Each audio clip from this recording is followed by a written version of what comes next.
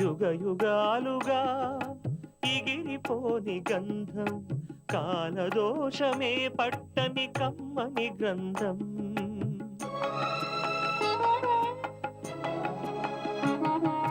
యుగ యుగాలుగా ఎగిరిపోని గంధం, కాలదోషమే పట్టని కమ్మని గ్రంథం. బదులే కోరని పవిత్ర బంధం, ఇది అన్నా చెల్లెళ్ళ అనుబంధం. అనుబంధం యుగ యుగాలుగా ఎగిరిపోని గంధం, కాలదోషమే పట్టని కమ్మని గ్రంథం.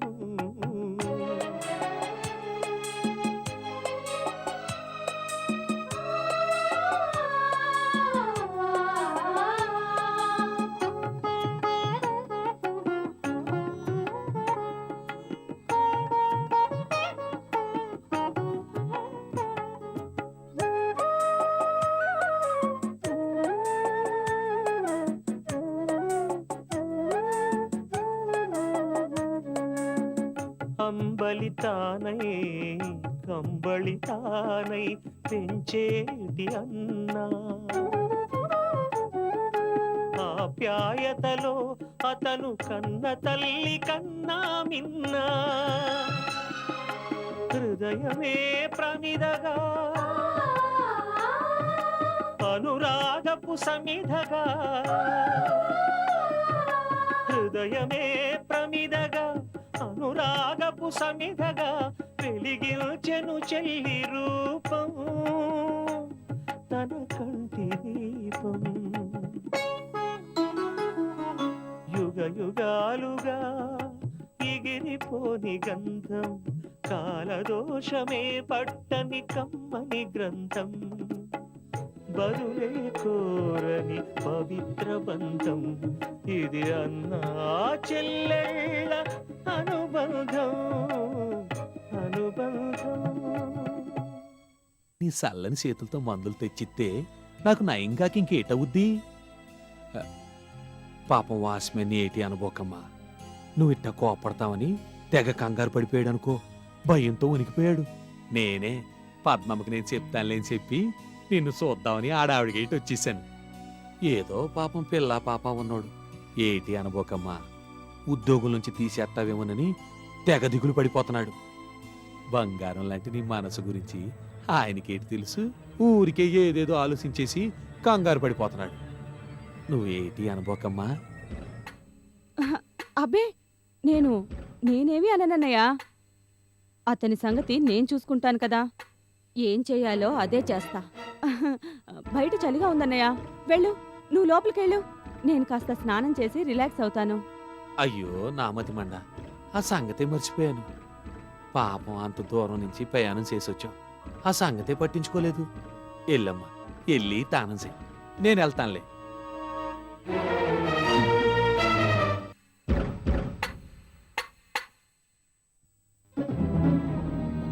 అమ్మా, ఏంటన్నయ్యా?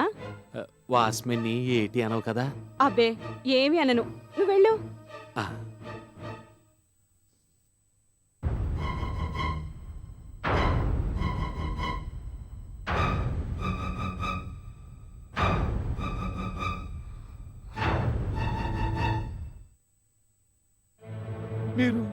మీరు నా కొంప ముంచారు. నేను ఎంత చెప్పినా వెళ్ళలేదు. ఇప్పుడు అమ్మగారు నా తోలు వచ్చేస్తారు.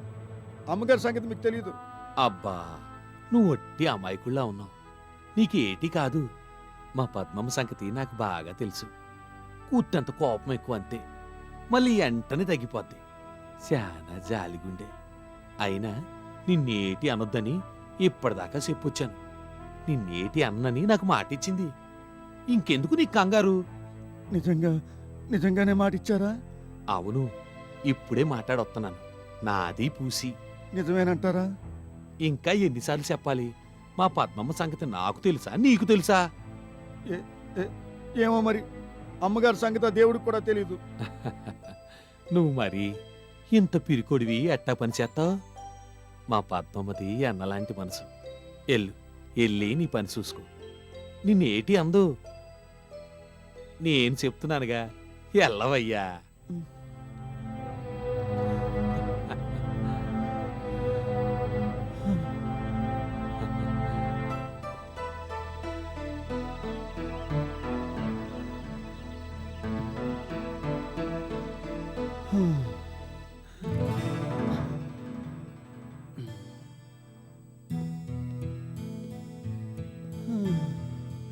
వాచ్మ్యాన్, వాచ్మ్యాన్,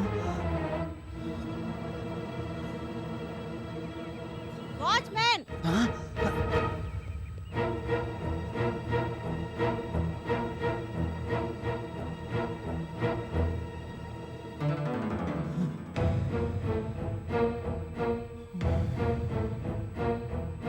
నేను నీకు చెప్పిందేంటి, నువ్వు చేసిందేంటి?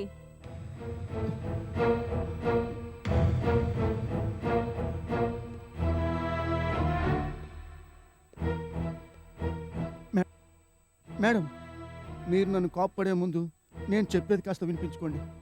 ఇందులో నా తప్పేమీ లేదు. నేను మీరు చెప్పింది చెప్పినట్టే చేశాను. ఇక ఆ మందులు అంటారా, వాటితో నాకేమీ సంబంధం లేదు. నీకు సంబంధం లేదా? నీకు సంబంధం లేకుండానే నేనిచ్చానని చెప్పి ఆ మందులు ఇచ్చావా? అసలు ఆ మందులు నీకెక్కడివి? అవి అవి అసలు నేనివ్వలేదు మేడం. మరెవరిచ్చారు? నిన్నే అడిగేది. అలా దొంగ చూపులు చూస్తావే? చేసిన నిర్వాకం చాలక ఇంకా అబద్ధాలు కూడా ఆడుతున్నావా? నీకు ఎవరిచ్చారో నిజం చెప్పు, లేకపోతే నిన్న దేవుడు కూడా కాపాడలేడు. నిజమే చెప్తున్నాను మేడం. మీతో అబద్ధం ఆడగలనా? ఆ మందుల్ని నేనివ్వలేదు. ఆ కళ్యాణం తెచ్చిచ్చింది. కళ్యాణం? అవును అవును మేడం. మీరు ఊరెళ్ళగానే ఆవిడ గారు ఇక్కడికి వచ్చారు. నేను వద్దని చెప్తున్నా వినకుండా ఆ మందులు నా చేతికిచ్చి రాముగారికి ఇవ్వమన్నారు. ఆవిడిస్తే మాత్రం నీ బుద్ధి ఏమైంది? నేను నీకు స్పష్టంగా చెప్పెళ్ళానా లేదా? ఎవరిని లోపలికి వెళ్ళనివ్వద్దు, ఏ మందులు ఆయన గారికి ఇవ్వద్దని చెప్పానా లేదా? చెప్పారు మేడం. మరి ఆ మందులు ఎందుకు ఇచ్చావు? చెప్పు, నిన్నే అడిగేది. మీరు అలా అడిగితే నేనేం చెప్పలేను మేడం. నాకు కంగారులో నాకు మాటే రావడం లేదు. చేసిందంతా చేసి ఇప్పుడు కంగారు ఒకటా? నా దగ్గర పిచ్చి పిచ్చి వేషాలేయద్దు. ఇలా నంగనాచి వేషాలేసేవాళ్ళని నేను చాలా మందిని చూశాను. మర్యాదగా చెప్పు. అది కాదు మేడం, నేను ఆ మందులు ఇవ్వలేదు. ఇస్తానని చెప్పి వాటిని లోపల దాచిపెట్టాను. మరి ఆ రాంబాబు ఎలా కనిపెట్టారో ఏమో, వచ్చి వాటిని తీసుకున్నారు. ఇది పచ్చి అబద్ధం. నువ్వు దాచిపెడితే తనెలా తీసుకుంటాడు? అయినా నువ్వు ఆ మందుల్ని ఎక్కడ పెట్టావు? అది ఇంట్లోనే పెట్టాను మేడం. అవుట్ హౌస్లో ఉంటే ఆయన కనిపిస్తాయని ఇంట్లోనే దాచిపెట్టాను. ఇక్కడ అంటే ఎక్కడ? అది ఇక్కడే హాల్లో, అదిగో ఆ అల్మారాలో పెట్టాను. మొన్న మధ్య నేను లంచ్ తీసుకుంటున్నప్పుడు రాముగారు ఇటువైపు వచ్చారు. మరి ఎట్టా తెలుసుకున్నారో ఏమో, ఆ మందులు చూసి వేసుకుంటానంటూ పట్టుకెళ్లారు. నువ్వు చెప్పేదంతా సినిమా సీన్లా ఉంది కానీ నిజం అనిపించడం లేదు. అక్కడ పెట్టిన మందులు ఆయన గారెలా కనిపెడతాడు? పైగా ఆ మందులు తన కోసమే అని తానేమైనా కలగన్నాడా? పిచ్చి పిచ్చి వేషాలేకు. అదే చెప్తున్నా మేడం. నేను లేకుండా చూసి ఆ ఆయమ్మతో ఏమన్నా మాట్లాడి ఆ విషయం తెలుసుకున్నారేమో. ఏంటి ఆయమ్మ? అవును మేడం, అంతే అయి ఉంటుంది. ఇంతకు మించి నాకేమీ తెలియదు మేడం. నన్ను వదిలిపెట్టండి. నువ్వు అబద్ధం ఆడింది చాలక ఇందులో ఒక ఆయమ్మను కూడా లాగుతావా? అంటే అది లాగడం అంటే లాగడం కాదు మేడం. నేను అనుకుంటున్నాను, నేనైతే ఆ మందుల్ని అక్కడే దాచిపెట్టి ఉంచాను. అలా జరిగిందేమో అనుకుంటున్నాను. ఒక్కసారి మీరు ఆయమ్మతో మాట్లాడండి. నాకు మాత్రం ఇంతే తెలుసు. నేను వస్తాను మేడం. గేటు దగ్గర ఎవరూ లేరు. ఎక్కువసేపు ఎవరూ లేకపోతే మళ్ళీ ప్రమాదం.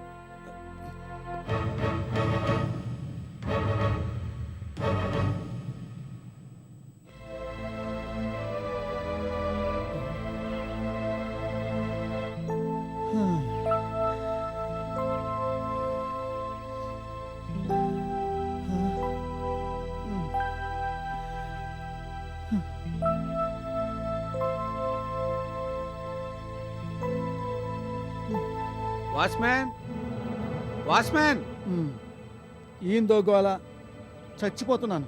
మళ్ళీ ఏం కొంపల మీదకి తెస్తాడో ఏంటో.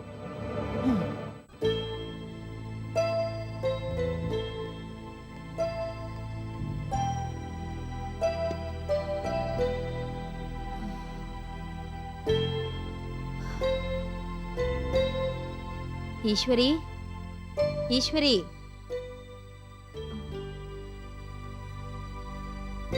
వెళ్ళిపోయిందేమో.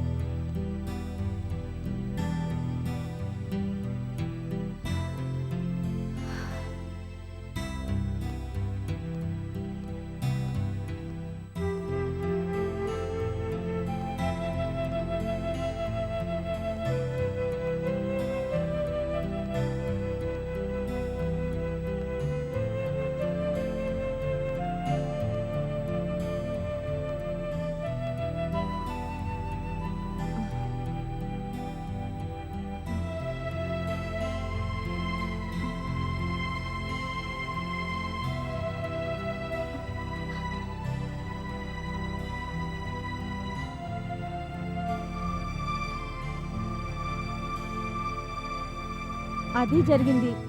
అలాగా? అవునదినా. నేను ఊరు నుంచి తిరిగొచ్చేసరికి టింగురంగమంటూ ఎదురొచ్చాడు. ఆయన గారలా పూలరంగంలా ఎదురొచ్చేసరికి నేను షాక్ అయ్యాను. అయ్య బాబోయ్, మీ అన్నయ్యని ఇంకెవరూ ఏమీ చేయలేరు. నరకానికి పంపించినా తిరిగొచ్చేలా ఉన్నాడు. నేను మొదట్నుంచి చెప్పడం లేదు మహా మొండిగట్టమని. నేనన్నదే అయింది చూడు. నిజమే. ఇప్పుడిక ఆరోగ్యం కూడా కుదుట పడింది. ఇక్కడి నుంచి ఇక ఏమీ కదలడు. నిజమే, చచ్చినా వెళ్ళడు. ఈ ఊళ్ళోనే ఆయనకు కావలసిన ప్రియురాలుందిగా, ఇక ఆవిడతో చట్టా పట్టాలేసుకుని తిరుగుతాడు. అంతే. అవును, ఇంతకీ ఆయన గారికి మందులు ఎలా దొరికాయా అని. అదే నాకు అంతుపట్టడం లేదు. ఆ వాచ్మెన్ని అడిగితే ఆ కళ్యాణొచ్చి ఇచ్చి వెళ్ళిందని చెప్పాడు. అదెంతవరకు నిజమో నాకు తెలీదు. ఆ వాచ్మెన్నే ఆయన గారి మీద జాలిపడి ఏమన్నా మందులు కొనిచ్చాడా, మరింకెవరన్నా ఇచ్చారా అన్నది తెలియడం లేదు. మొత్తానికి ఏదైతేనే మంచి మందులే పడ్డాయి. చక్కగా పెళ్లి కొడుకులా తయారయ్యాడు. మరి ఇక పెళ్లి చేయడం ఒకటే తర్వాయి. మనం చెయ్యాలే గాని ఎందుకు చేసుకోడు? ఆయన గారి పెళ్ళయ్యేలోగా మనందరి పెళ్ళిళ్ళు చేసేట్టున్నాడు. నేనెన్ని జాగ్రత్తలు తీసుకున్నానో నీకు తెలీదు. నేనింట్లో ఉన్నన్నాళ్ళు ఎవ్వరిని ఇటువైపుకి రానివ్వలేదు. ఆయన గారిని ఎవరితో మాట్లాడనివ్వలేదు. ఒక 4 రోజులు ఊరెళ్ళానో లేదో ఇదంతా జరిగింది. అంతే మరి. అక్కడికి వాచ్మెన్కి స్ట్రిక్ట్ ఇన్స్ట్రక్షన్స్ ఇచ్చాను. ఇలా జరుగుతుందని నేను కల్లో కూడా అనుకోలేదు. నేనొచ్చేసరికి మూటా ముళ్ళ సర్దుకొని వెళ్ళిపోతాడేమో అనుకున్నాను. సర్లే, నువ్వు మాత్రం ఏం చేస్తావు? ఆయన గారు ఒక జగముండి పదే పదే దాని గురించి ఆలోచించి మనసు పాడు చేసుకోవద్దు. ఆయన గారి పీడ ఎలాగూ అలాగే ఉంది. మళ్ళీ నీ మనసును కూడా ఎందుకు పాడు చేసుకోవడం? అవును, అది నిజమే.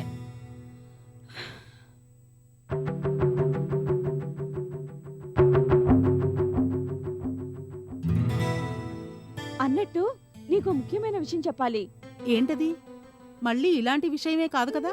చచా, ఇది చాలా మంచి విషయం. అలాగా? అయితే ఏంటో త్వరగా చెప్పు. సోషల్ సర్వీస్కి గాను నాకు అవార్డు ఇచ్చి గౌరవించబోతున్నారు. నీకా అవార్డా? సోషల్ సర్వీస్కా? అవును. ఏ అలా ఆశ్చర్యపోతున్నావు? నేను దానికి తగనా? అబ్బెబే, ఎందుకు తగవు? నువ్వన్నిటికీ తగుదువు. నేను ఆలోచించేది దాని గురించి కాదు. మరి దేని గురించి? ఆహా, నీకు అవార్డు ఇచ్చేది ఎవరా అని. ఎవరైతే ఏముంది, ఓ పెద్ద సంస్థ, ఈ ఊరి వాళ్లే. ఇస్తాం అంటూ వెంటపడి చంపారు. ఆఖరికి ఒప్పుకున్నాను. సమాజంలో స్టేటస్ ముఖ్యం కదా. అవునవును, చాలా ముఖ్యం. దానికి కొంత ఖర్చయిందనుకో, అది వేరే విషయం.